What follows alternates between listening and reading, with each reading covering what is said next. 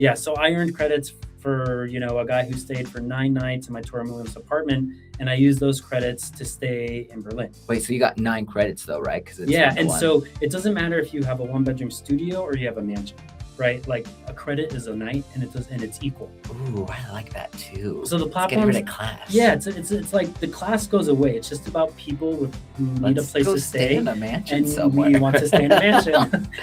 So if you have a mansion on Kindred, let's go to Marbella. Isn't that where the rich people live? Let's go stay in a mansion in Marbella. You're listening to Queer Travel Chat by Two Bad Tourists.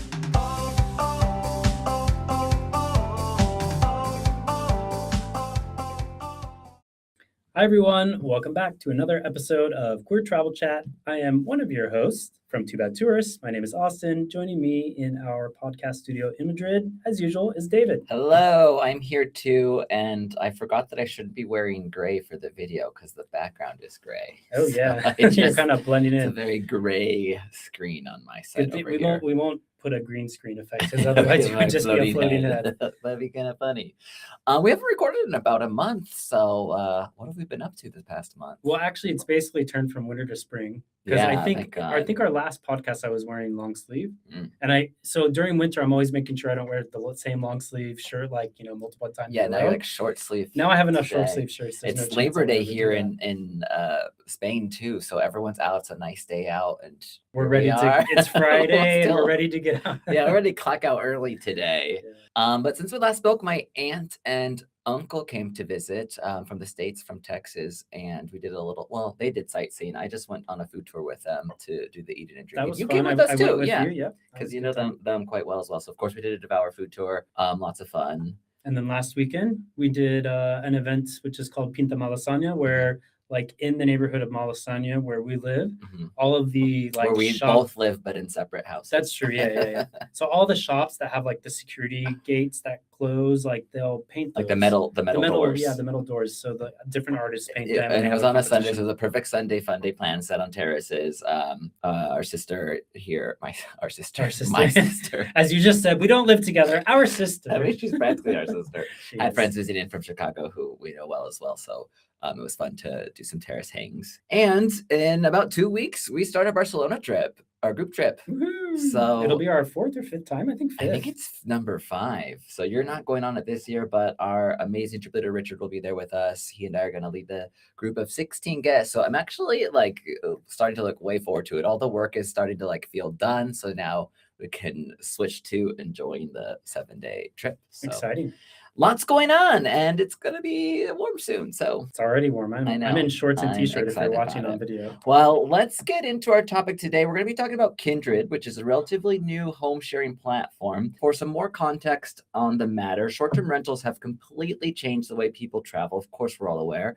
Airbnb alone ended 2024 with more than 491 million nights and experiences booked and nearly $82 billion in gross booking value. So this is no longer a niche way to travel. It is completely mainstream. And in Europe, the scale is huge. So in 2025, travelers booked about 951 million short stay guest nights. So of course, through platforms like Airbnb, Booking, and Expedia, and about 11% increase. It was 11% increase from the year before. But that growth has also come with some real downsides. In many cities, short-term rentals have been linked to housing pressure, rising rents, and neighborhoods feeling more like tourist zones than places where people can actually live. One study in Portugal found that a 1% point increase in Airbnb share was associated with a 3.7% increase in house prices. Of course, we live in Spain, so we're very well aware of the negative impact that platforms like Airbnb have had on cities like Madrid, where we live, and Barcelona. Right. And that's why cities around the world are starting to rethink how short-term rentals fit into local communities. Just recently, for example, the mayor of Athens warned that the city cannot operate, quote unquote, cannot operate as a giant hotel. So pointing to over-tourism, rising rents, and pressure on the daily lives for its residents.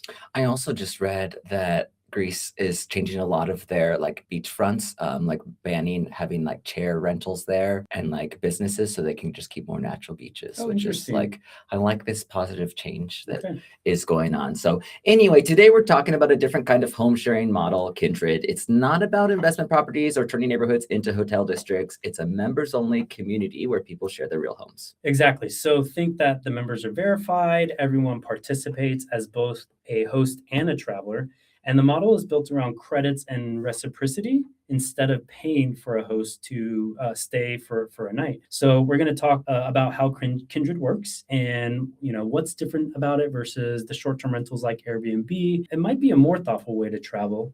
So if you're actually interested in Kindred, you can check out the referral link in our show notes. And if you sign up, you can actually get 5 nights of the credits we mentioned for free just by signing up. And also, I do actually want to mention Kindred is not actually a sponsor of this episode. We actually just find it interesting. And as you listen to the episode, you'll hear some personal stories that I have of it. So I wanted to talk about it on the podcast. Well, and to be very transparent, though, do you get credits if people are signing up through your referral link? I do get credits as well. It's not. So it's a win-win. It's a win-win. Actually, you They get credits. Yeah, you guys get 5 credits. I only get 2. They're not sponsored, but we know you're going to get. But there's credits. a kickback.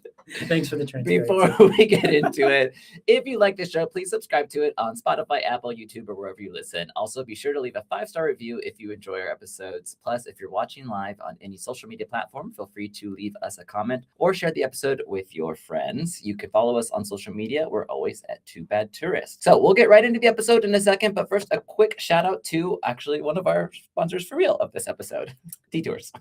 A good gay group trip should feel like exploring the world with friends, not just following a little rainbow flag through a crowd. And traveling with leading gay group travel operator Detours is exactly like discovering a new location with buddies.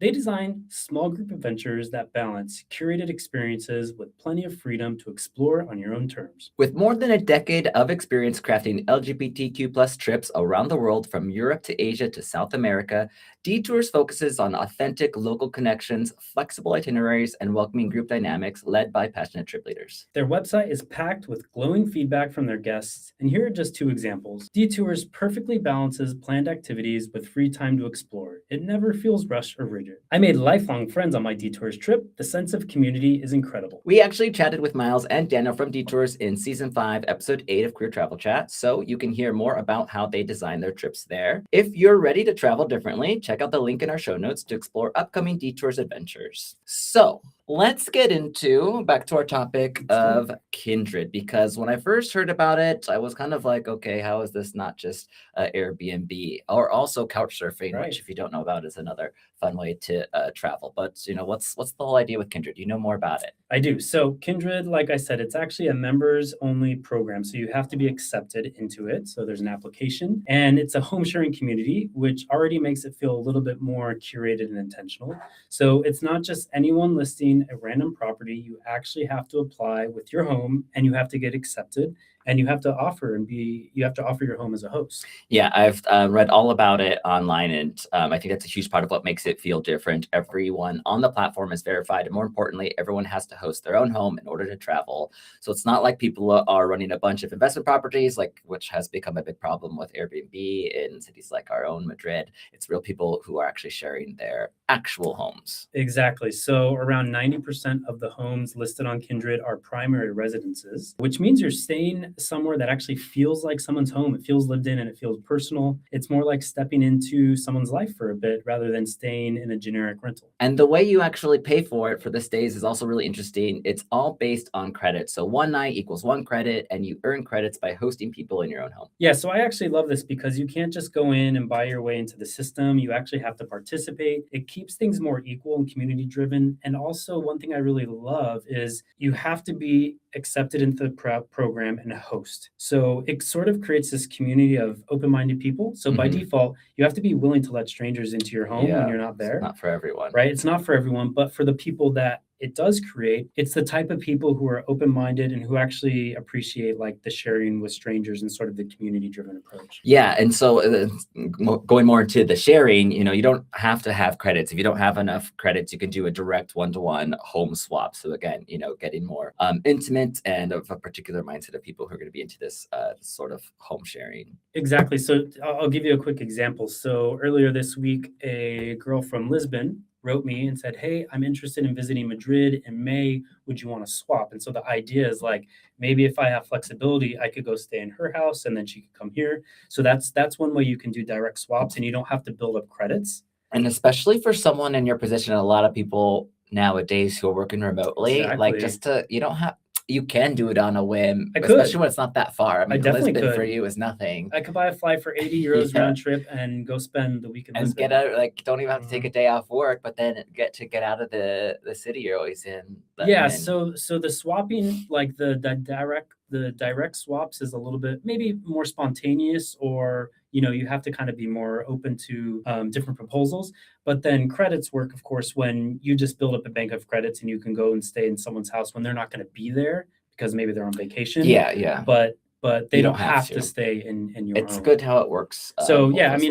It's super streamlined. A lot of the stuff that made home swapping stressful in the past, like coordinating the cleaning, the approvals, and the logistics, they actually handle all of that through the app and their concierge service. So they basically wanted to make this platform as easy as possible for hosts, because that was always sort of the barrier to entry, because most hosts are not professional hosts on Airbnb. They don't really know what things they need to do at what point. So they really kind of hold your hand through the process. Yeah, as you said, they schedule the cleanings before and after your stay, provide support, and even have a host guarantee for peace of mind. So it's not just good luck, here are the keys. It's all very structured. Yeah, so we'll get into more details. So for example, we'll talk about my first experience doing it in Berlin when I went to... Yeah, when did you sign up for it? Like last year? I signed up for it last year knowing that this summer I wanted to leave Madrid for a month. So the hottest months of Madrid are July of this summer. Common for most people, yeah, because we have no water here. Right, but I wasn't going to pay for a hotel or an Airbnb because that would be outrageously expensive. But so that was the concept, and we'll tell you more about my future plans and my first trip in Berlin when I did it. But I also have some stays coming up with my home in Madrid coming up as well. Okay, so when you went to ITB, this travel event in Berlin, that was the first time you actually stayed with Kindred, right? That was the first time I stayed with Kindred. How was that experience? Yeah, so basically, myself and Dan, who works for Too Bad Tourists, we went to Berlin, and we kind of had like a last-minute trip, and I was looking for accommodation. It was just outrageous because the city, like tens of thousands of people come in and use the hotels for that event. So hotels were outrageous. I was like, oh man, I don't want to spend. There were plenty to choose from, but they were really very expensive. And so I was like, okay, how can I like still go, but like kind of keep it under the, in a good budget? And I remembered that I had this, had signed up for Kindred. And so sure enough, I found a couple who was already going to be out of town. They had basically listed, it's like Airbnb, you can list your availability. So I just put in my dates. There were a couple of apartments. I actually submitted maybe 2 or 3 inquiries. Mm-hmm. One wasn't available, 2 other ones were available, and I selected one. So Dan and myself went. We basically got to stay in this 2-bedroom apartment in this awesome neighborhood, and you pay maybe 100 euros for the cleaning fee and then like a small platform fee. But because I had paid like an annual pass, I didn't pay the platform fee. So it was just like a 100 euro cleaning fee. Cleaning fee for how many nights? For 5 nights. So what would have cost like maybe 1,500 euros for 2 people? Yeah, I paid about 100 euros. And if you didn't have the pass, you would maybe pay about 200 euros. But still, for a 2-bedroom apartment, for 200 euros for 5 nights, that's a steal. Yeah. But how was it, the setup? Because they had pets. Yeah, so I'm curious, because you are in somebody's life. So this is true. So obviously not every house is going to have pets. Not every house is going to have plants that you need water. That's so funny. But some might. And so part of the agreement when you go to rent or stay in someone's place is they kind of say, here are the conditions for staying. Maybe they have a spare room that they don't want you to use. Maybe they maybe they don't want you to use their spices. Maybe it's fine if you use their spices. Mm-hmm. Maybe they have cats. In this case, we actually took care of their cats while they were out of town. 3 of them? Yeah, they had 3. That's kind of a win-win, because you needed a cheap place to stay in Berlin. They are leaving. They need someone to take care of their cats. You don't love cats. You're allergic to cats. Right, but our friend Dan loves cats. And I just popped an allergy pill. I was fine. That's all I know, because he was sending pictures of him with the cats. Well, and honestly, like I was probably I wouldn't normally book a place with cats, but we were kind of desperate. It was last minute and there wasn't really enough time to like plan ahead further. So I was like, it's fine. I'll just. Did you also have to water their plants? No, not this case. Okay. But I actually been thinking for my house, like, okay, that's like where I that's actually coming might from. want someone to water my plants because I'm going to be gone for a month in July, and those That's plants funny. will die. But if I have people Like, please staying water at my my house, plants and don't drink my wine. otherwise I'll ask you or Megan to come over and water my plants. I mean, no, have Might somebody as else well do have it. someone I don't do wanna it trek that over are here at 100 staying in it. degrees. So then what about your Torremolinos place? Because that is a rental property. That is a rental property, and actually technically the properties that you put on Kindred are supposed to be your homes, right? Like you're supposed to Which live I in them. like, yeah. And I like, so my Torremolinos apartment, I don't live in it full time, but it is my second home, right? It's It's your summer mine. home. Like I do rent my Torremolinos So apartment on bougie. Airbnb, but because I use it, I listed it as like my second residence. Every once in a while, I'll list that on Kindred, like in the low season when Airbnb is paying super low per night, like 50 a night.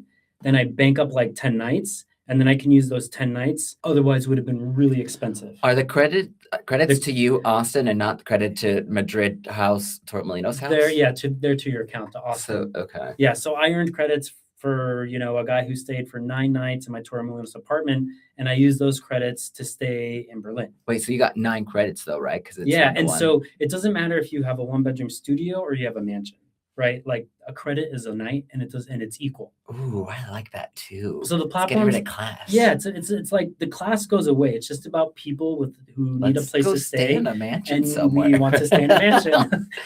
We So should if be you have going if you have a mansion on Kindred, Let's go to please Marbella. Isn't that where the please rich people reach live? out. Let's go stay in a mansion Yeah. in Marbella. So what I've also noticed about Kindred is they are really focused in North America and Europe, and the most places you'll find are going to be in the big cities, right? They have specific Okay. markets that they Yeah. focus on to recruit, and it's the ones you would think about: Madrid, Barcelona, Amsterdam, New York, Miami, places that are Which is cool big cities for and us golf course because places. you have a place to offer up in the city, and normally we're traveling to big cities, Right. or we And enjoy and I don't traveling know, often. maybe we can get into this more later in the episode, but Kindred kind of falls into a different space. Like because you're not earning money directly and you're not doing like actual short-term rentals, it's as if you were letting a friend stay in your place. It doesn't fall into the normal short-term rental laws that most cities have, Okay. right? Because there's not a direct money exchange happening between me and the person who's staying. So therefore, if you live in a place like New York City or Madrid where you can't do Airbnb, I'm not a lawyer, of course, but as You I might be able to understand,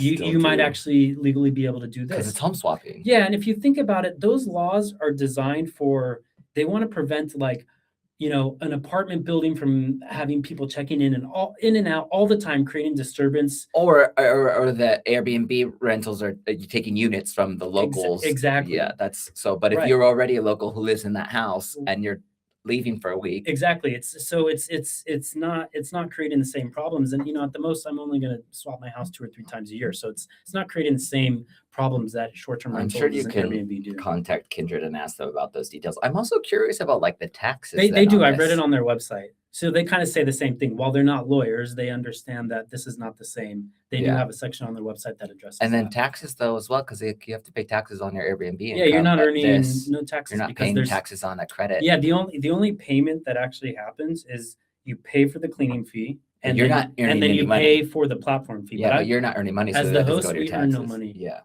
Exactly. you earn credits. That's also a great way to be able to travel, right, and not have to worry about like having another income to put on your taxes. Yeah, and I would also say like the place that maybe Kindred doesn't make sense is if you're going for like 2 nights somewhere, like because there is a cleaning fee and there's a platform fee. Like maybe really short stays in places that aren't that expensive, Kindred's probably not going to be any cheaper. Yeah. But you will actually get a home, right? Yeah. And in some places you might get a bigger And place. you might be supporting a platform that you prefer to Exactly, support. in a community that you prefer to support. But definitely as you get into like longer stays, for example, like I'm going to Belgium for 3 weeks. I have 2 apartments. One is a like 4-bedroom house I have for a week, and I'm inviting you and Megan and all our friends to like come and stay with me. Oh, is that why you're like covering the cost because you're just using your credits? Yeah, but I mean, I am paying for that. I pay the cleaning fee. $100. No, It but sounded much nicer I when you paid were offering a week free 550 stay. euros for an annual pass. Yeah, which for you offsets- to use. Yeah, well, that's the thing. I'm paying for it because I'm going to just be there saying anyways. it's not as kind as it sounded now that I understand how it's being paid for. Yeah, I mean, I'm paying I'm out of my kidding, I'm pocket is a kidding. couple $100, but I'm going to be there anyways. All right. Well, now I So understand. anyway, so though. I have an apartment. I have a 4-bedroom apartment for 1 week. Which Megan and Dan are. Yeah, Megan and Dan are my going to come and sister our stay. You're friend not Dan coming are because you don't coming. want to come. I mean, it sounds fun, but I want to stay in Spain. Yeah, so we're going to be in Brussels, and I'm staying in Brussels for various reasons because I'm practicing French, and my family lives really nearby in France. So I'm going to go there Can afterwards. you give us something that you learned? Don't you have French class? Oh, it's a holiday today. What did you learn last week in French class? I don't remember specifics. So all I know is my first 3 classes. Have I done 2 or 3? I think 3 have all been everything I never learned. Now we're going on a tangent, but I know some French from family, but I was never taught how to read, how to pronounce, and why certain sounds have I mean, certain people want to hear you No, speak French. it's very like it's Put you on very. the What do you spot. want me to say? Well, I can't really say I things. know. Just say my name is Auston. I'm 25 years old. Je suis Austin. J'ai 25 ans. Okay, well, Et toi? now Et toi, David? now tell them your real age. Oh yeah, I'm not 25 years old. Je suis Austin. Et j'ai 43 ans. Okay, 43. Yeah. Okay, I'm not doing French. I don't speak French. Okay, Anyways. so that's a lot of your experience using it. You're going to be using it for 3 weeks in Kindred in Belgium. Yep. And you even got my sister Megan to sign up for it as well, right? Do you know? Yeah, so she listed her place in Madrid and already had a guest stay. I think maybe last month or 2 So months she ago. has some credits So too. she has some credits I need banked. to be hitting up both. And your because she credits. signed up with my referral link, she started with 5, and then I think she earned 3 or 4. Oh. So now she can go use those at some other place. Another question, because sometimes like with Airbnb, you're renting just the room while the host is actually still there. This is always the whole It's place, always right? the entire home, Yeah. and the owner is never there when the new user is staying. And do you at all interact face to face with the owner? Or does No, that I think the depend? idea normally like you have kind of like a key drop off or a lockbox or something like that. So I mean the platform is set up so you can create it however you're most comfortable. And so I don't think we've talked about this, but like there's an option for when you request a stay that the host can request that you have a video call. And so we actually Dan and myself, we actually had a video call with the owners of the Berlin property because they just wanted to vet us and make sure we were like not crazy and normal, but more than anything, they wanted to explain the nuances about taking care of their cats. That's good. And then after, win-win. and so the platform, they understand that the biggest barrier and hurdle for people to sign up for this platform is the uncomfort of having a stranger in your home. Like that's no small feat, right? Yeah. Like for me, it's easy for me to do that. I don't know why, but I don't really care. But I would say the vast majority of people probably don't want strangers in their home, particularly when all your belongings are still there. Well, we have already, when we lived together, our spare room we used for Airbnb as a side income.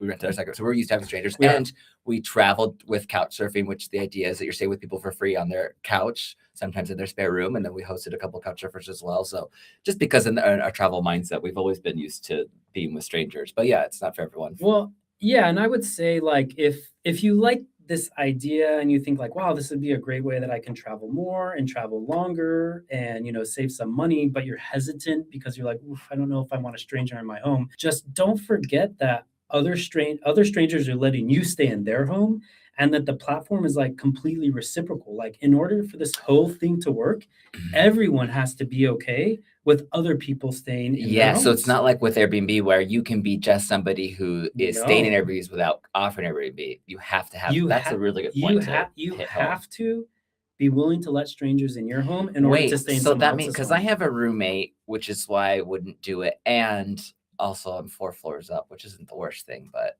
no elevator. It's not the ideal place to have a roommate. Right. Can I say like my place comes with a roommate? You need to give her dinner every night. You need to feed her every night. I think that's a little bit. Don't pets, mind yes. that weed smell. Plants, it's the neighbor. Pets, yes. Roommates, no. I think that. So I can actually join the platform then. I can bum off you and Megan, but I couldn't. I mean, unless we're both out of town and do it. But we'll continue this episode in a second, but first, a quick shout out to our second sponsor, Provincetown. Clapboard houses, shingled cottages, rolling sand dunes, harborside gay bars, daily tea dances, and host to one of the biggest bear prides in the world. Yes, of course, we're talking about everyone's favorite New England village, Provincetown.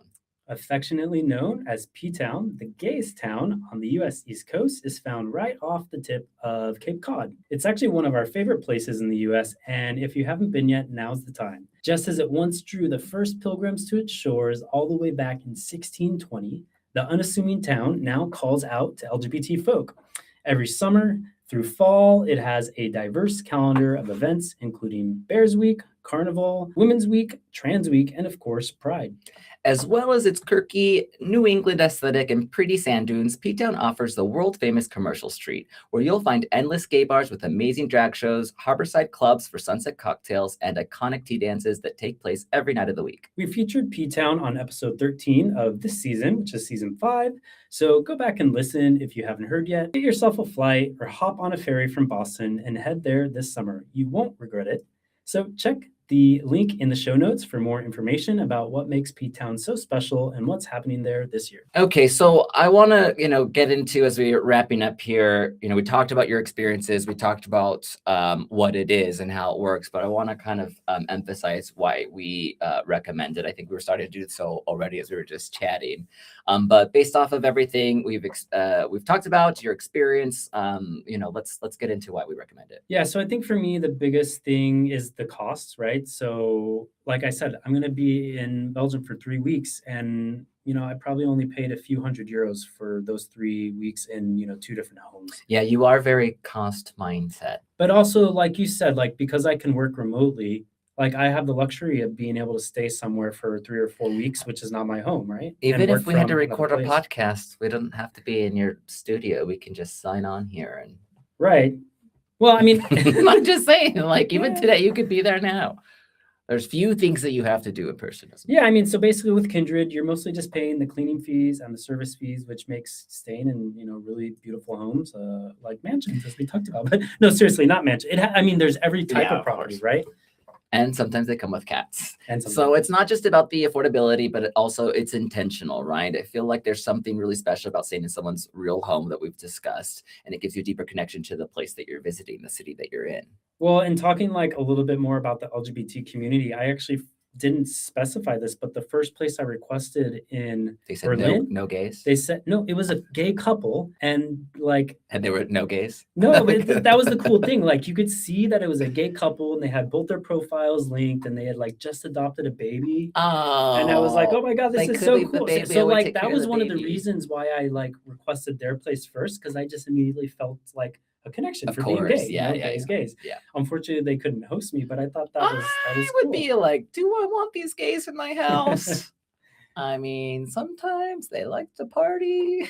Remember, the whole concept is oh yeah, they're also letting other people come into their home. So that's kind of the sort of trust of the platform. Yeah, so you're not just booking a place, you're entering into the shared understanding with other members. This is what you're saying. Everyone has skin in the game, which changes how people treat other spaces. I get that. So also the flexibility is really nice. You can earn credits over time and travel when you want, right? So you don't have to do direct swaps. Of course you can. So it's not a locked system, which is very rigid, which is a big benefit. Yeah, and living here in Spain and hearing the horror stories of people's rental situations due to these short-term rental platforms, I love that this one, that Kindred encourages a more sustainable way to travel. Instead of more hotels or investment properties, it's about using spaces that already exist and sharing them thoughtfully with people who, people live in there day to day, 90% out. Yeah, because if you think about it, we're all, people go on vacation all the time. And when they go on vacation, their home sits empty. But if instead, imagine if only 20% of the people that go on vacation signed up for home swapping. And instead of people staying in Airbnb, you just stayed in those empty homes that were empty anyways because they went on vacation. That would have a huge impact on the market and how, Airbnb is taking properties off the market and creating chaos in communities. That would change. So I think it's cool. Kindred, it feels a bit more human. You feel more connected, right? Like I said, sometimes they want you to do a video call, right? And if you're someone who loves travel and you want to save money and is open to a more community-driven experience where the trust is sort of built in, I think Kindred is definitely something worth checking out. And if they're interested in checking out themselves, then they can find your link to your referral in the show notes? Yeah, you can find the I was referral link. hoping you- David, we're saying things completely out of order. But yeah, so we have a referral link in the show notes. So if you click that link and you sign up for the platform, you will get 5 free nights. And as David kindly reminded me in the beginning, for transparency, I do earn 2 free nights for that. But I think it's They get definitely 5 worth and it. you get 2? Yep. I just want to be transparent. Yes. Okay. All right. Well, thank you so much to listening to this episode. Hopefully we have inspired you to check out another way to travel.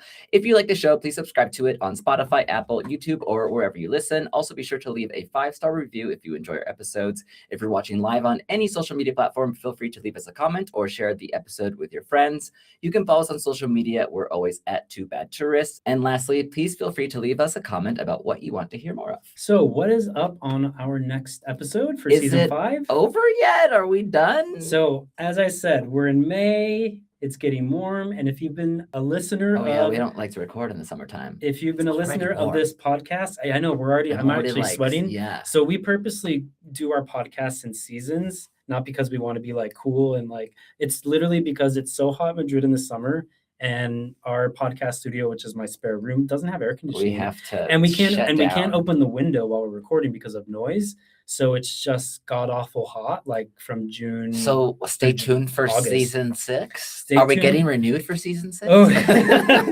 it's funny because actually, remember season 1, we were actually under contract. We were under contract, and we had an agreement with the company to produce a podcast, and then And they then canceled it. we got back our original episode. We Taylor Swifted this situation. Yes, we did. We We got did. our own episodes back. And we put them on Spotify. Yeah, we did. Man, I wish we We're were girl making bosses. $1 billion. Thanks, Taylor, for leading Now, the the way. only thing I'll say is there is like a slight chance that we might be able to sneak in one more episode before the end of the season because it is only May. We could probably squeeze in one more. All right, before- so because either she be brought- episode 16 or we'll see you in season 6, 6, episode 1. which is coming in the fall. Either way, you can see our adventures online at 2BadTourists. All right. Well, until next time, everyone.